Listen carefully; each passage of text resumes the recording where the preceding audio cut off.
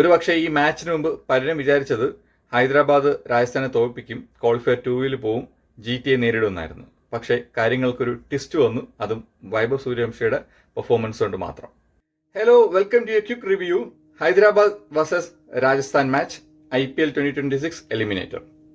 ഈ മാച്ചിനെ പറ്റി പറയുമ്പം ടോസ് കിട്ടിയ ഹൈദരാബാദ് നായകൻ പാറ്റ് കമിൻസൺ ബൗളിംഗ് ആണ് ചൂസ് ചെയ്തത്. പിച്ച് കണ്ടീഷനും സെക്കൻഡ് ഇന്നിംഗ്സിലെ ഡ്യൂ ഫാക്ടറും കണക്കിലെടുത്ത് ബൗളിംഗ് ചൂസ് ചെയ്ത കമിൻസിന് പക്ഷെ തെറ്റിപ്പോയത് വൈഭവ് സൂര്യവംശിയുടെ കാര്യത്തിലാണ്. വൈഭവ് സൂര്യവംശി തകർപ്പൻ ഫോമിലാണ് ഈ സീസണിൽ ഉടനീളം കളിക്കുന്നത്. 29 പന്തുകളിൽ 97 റൺസ്, അതിൽ 12 പടുകൂറ്റൻ സിക്സസ്. സൂര്യവംശിയെ പൂട്ടാനായിട്ട് പല തന്ത്രങ്ങളും കമിൻസൺ മെനഞ്ഞെങ്കിലും ഒന്നും നടന്നില്ല. നിങ്ങളെ മാച്ച് കണ്ട ആൾക്കാണെങ്കിൽ ആ ഫീൽഡ് പ്ലേസ്മെന്റ് ഒക്കെ നോക്കിയാൽ മതി. കുറച്ച് വ്യത്യസ്തമായ ഫീൽഡ് പൊസിഷൻസ് ഒക്കെ ഉണ്ടായിരുന്നു. പക്ഷേ അതൊന്നും പോരായിരുന്നു സൂര്യവംശിയെ പൂട്ടാനായിട്ട്. പവർ പ്ലേയിൽ 80 റൺസ്, മധ്യ ഓവറുകളിൽ 7 മുതൽ 15 വരെയുള്ള മധ്യ ഓവറുകളിൽ നേടിയത് 120 മുകളിലാണ്. പക്ഷേ അവസാനത്തെ 5 ഓവറുകളിൽ രാജസ്ഥാന് ആകെ നേടാൻ പറ്റിയത് 36 റൺസ് മാത്രമാണ്. 5 വിക്കറ്റ് നഷ്ടപ്പെട്ടു.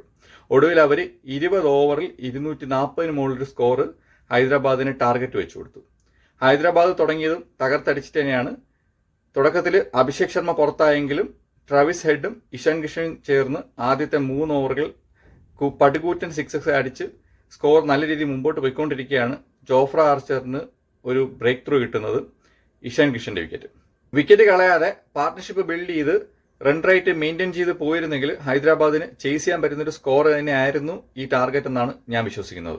ഹൈദരാബാദിനെ തോപ്പിച്ച് മുന്നേറുന്ന രാജസ്ഥാൻ റോയൽസിനെ കാത്ത് ക്വാളിഫയർ 2-ൽ ഗുജറാത്ത് ടൈറ്റൻസ് ഇരിപ്പുണ്ട്, ശുഭ്മാൻ ഗിൽ ഇരിപ്പുണ്ട്. അപ്പം ഒരു കടുത്ത മത്സരം തന്നെ ക്വാളിഫയർ 2-ൽ നമുക്ക് പ്രതീക്ഷിക്കാം. സെയിം ഗ്രൗണ്ടിലാണ്, സിമിലർ കണ്ടീഷൻസ് ആയിരിക്കും എന്നാണ് ഞാൻ കരുതുന്നത്. അപ്പോൾ നമുക്ക് ഗുജറാത്ത് വേഴ്സസ് രാജസ്ഥാൻ മാച്ചിന് വേണ്ടിയിട്ട് കാത്തിരിക്കാം.